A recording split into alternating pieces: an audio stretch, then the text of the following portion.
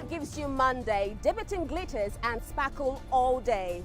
I'm Rita Omodia, and here is the news in 60. We begin in East Africa, where heavily armed soldiers and other security forces have been deployed to the Sudanese capital, Khartoum, on a restricting movement of civilians in the city. For our viewers across Africa and the rest of the world, this is NC Continental Prime. I am Rita Omodia. We begin in South Africa, where President Cyril Ramaphosa says 6 African leaders plan to travel to Russia and Ukraine as soon as is possible to help find a resolution to the war. Ramaphosa says Russia's President Vladimir Putin and Ukraine's President Volodymyr Zelensky have agreed to receive the mission and the African heads of state in both Moscow and Kyiv.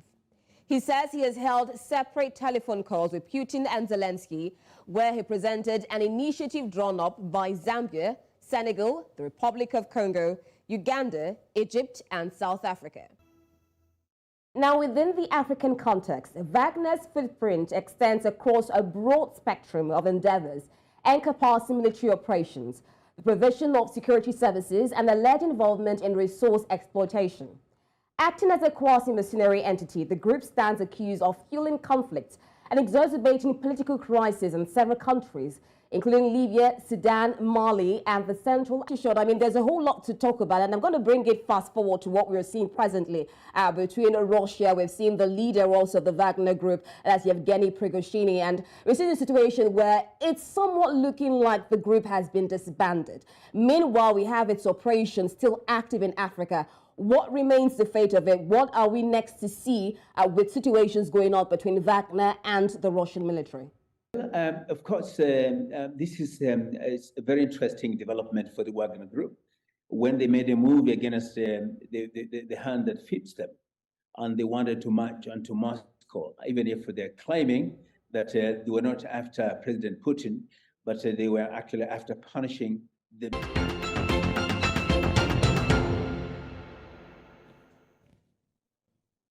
Thanks for staying with us on the conversation. Moving on now to developments in Nigeria, where the federal government has recently approved the decision to discontinue budgetary allocations to various professional bodies and councils starting from December 31, 2026.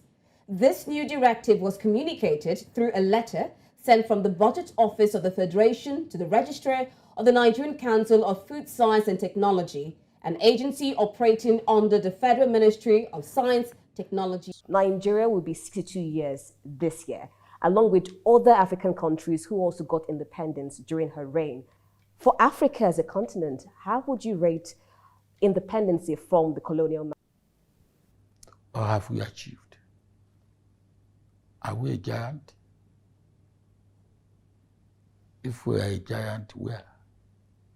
Somebody said we are a giant with clay feet. A giant with clay feet cannot. There's been a lot of investigations and allegations, and internal sources state that the food aid corruption scandal also involves the Ethiopian army and 8 regional governments, as well as high-ranking figures from the World Food Program and USA. These are very serious allegations. I believe we have Sayum with us, so I'm going to direct this question to you, Sayum. So what level of investigations has been done so far with these supposed allegations that have been made against both the Ethiopian government, Eritrean government, the World Food Program, and even US? Those who are suffering are the hungry civilian Tigrayans. Now, as far as investigation, I think there is an African saying, 2 elephants fight, the grass gets destroyed. Mm-hmm. The poor are suffering. Now, I think you are absolutely right. I think it's an embarrassment that... Mention the name China anywhere in Africa and you will be met with different reactions.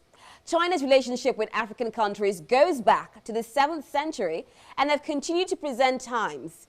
Currently, China seeks resources for its growing consumption and African countries seek funds to develop their infrastructure. But this relationship has been under the microscope for the past few years due to how much debt African countries owe China. But today's fact check is not about debt, it's about rumors that China has not only established a police station in Nigeria, but that China has also taken over Nigeria's customs service. Let's get to the truth in the midst of all the rumors and speculation. Welcome to News Center's The Proof, powered by Africa Check. I am Rita Omodia, standing in for Johansson. Shall we switch gears to Nigeria, where during a virtual commissioning event, President Muhammadu Buhari defended his administration's heavy borrowing, stating it was a deliberate choice to fight poverty, promote economic growth, and create employment opportunities for Nigerians. While acknowledging concerns about the debt profile, Buhari emphasized that the borrowed funds were invested in transparently executed infrastructure projects that could be verified by the public. About this. Exactly. We're ordinary Nigerians, so let me... You're also ordinary Nigerian, but the truth is just that Nigerians, we're still seeing a high level of inflation. People are suffering. There have been a lot of complaints. So as much as you're borrowing money, people are asking where exactly. And in South Africa, the president, Cyril Ramaphosa, gave his State of the Nation address in Cape Town on Thursday. And as expected, job creation, struggling state-owned entities, and the state capture report were big on the agenda. And that concludes the news in 60. I am Rita Omodia. Do have a wonderful weekend.